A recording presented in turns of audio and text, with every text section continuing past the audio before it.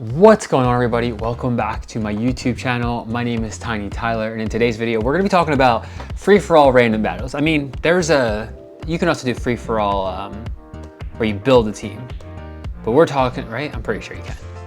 Free-for-all random, and yeah, free-for-all. So you could build a team too, and I've played that a little bit too, but free-for-all random battles is where it's at. And I want to talk about why free-for-all random battles are so much fun and how it translates over to like regular competitive singles or doubles, and just how like the gameplay itself in free-for-all battles is different and why that makes it more fun.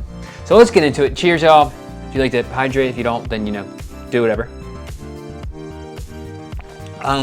So first things first is the multiple opponents aspect is really cool because it changes the way that you may strategize in the beginning. Like, whenever this actually finds a match, it's like, I usually like to look at my team and then see what each Pokemon offers, see if I have like a hazard removal or a poison Pokemon, because if someone gets a Toxic Spike and you don't have a way of removing them, you're pretty much F'd in the A, and that is one of the, I suppose it's one of the downsides to it, because everything is so randomized and there are multiple opponents, which adds more variables. But the multiple opponents changes the way that you strategize in the game. So like the game loads, you figure out what your team is and what you want to do, like if you want to get hazards up or if you want to set up Pokemon up, but then it changes things up a little bit too, because it's like, well, how do you use your Terra? Do you use it defensively? Do you use it offensively? Obviously these are thoughts that you go through your mind as you're playing a regular match, but the difference here is you have 3 opponents here to worry about. So okay, so I got Arbok, so I already have a poison type. So like Pecharunt, I don't think has Toxic Spikes, and normally I would keep him to the side. Then you look at like Intimidators. Okay, so I got Luxray. I mean, my team sucks. But you got Sticky Webs. My team really is not good at all. And I got Plusle, and Plusle is OP. So like it changes the way, and like the way you use hazards, the way you use weather, the way you use Terra, boosting, all the things. Because okay, so here I'm looking at this person has Koraidon on their team. And well, the way I see it, I'm gonna get rid of that thing. The way I see it is like, okay, what Pokemon do I have on my team right now that can utilize Koraidon's Sun if it stays on the field, or sorry, if it stays alive, so that the next time it comes out, like if I have a Chlorophyll user or something of that sort, next time it comes out, I know to switch that Mon in too.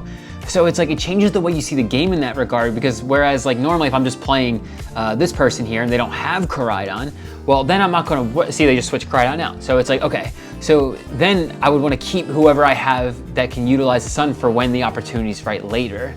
And so even like that, that's the second time Pecharunt used Poison Gas. So it's coming again, so this person brings in Metagross, and it's like, it just really drastically changes up the way you play the game. The way you use hazards, weather, Terra, boosting, all of the things, and the way you, even the way you see the landscape of the match as far as how it relates to weather and terrains. Because you'll see terrain centers in this too, like Pincurchin is actually relevant here. So your Cork Tribe users can actually be useful, which is always nice. Let's bring out the GOAT Cricketune. Let's get these webs up. Usually I feel like you find a lot of people fresh out of the Pokemon Trainer Academy, because they do silly things like that, where it's like they use Hex on a normal type. But anyway, so again, like all in all, it causes you to think differently about the game. And that translates over so much to doubles and singles. Like lately, what the randomized, I don't know if people make these sets up. I don't know how Showdown works in this regard, but lately, what I've been noticing in this format is that when there's a lot of Pokemon that use Imprison and Protect so that you can't protect. Because like, even though Protect is really important in doubles, it's like even more pivotal in this. Because there's so many opponents here. Like you don't know which each one of them is going to do at any moment. So like, what is Mew going to do? I'm gonna taunt this mother effer. So yeah, I mean, it causes you to think differently about the game, and that really does translate over to singles and doubles. Like, how can I use these strategies more there?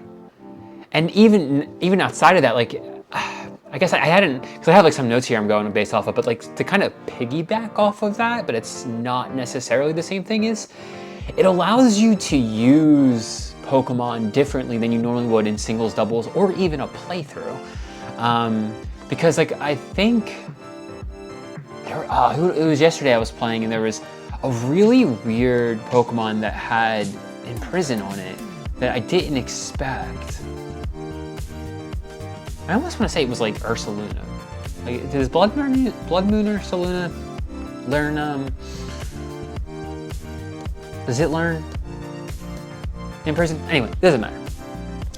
It just causes you to use Pokemon differently, and I mean, it really expands my ideas for like what I could use a Pokemon for. And it's just so much fun. Because obviously that, like, and spread moves become even cooler because now it's hitting all 3 of the opponents. So Heat Wave there, it hits Kricketune and Metagross for super effective damage. And one of the things that I find the coolest about this is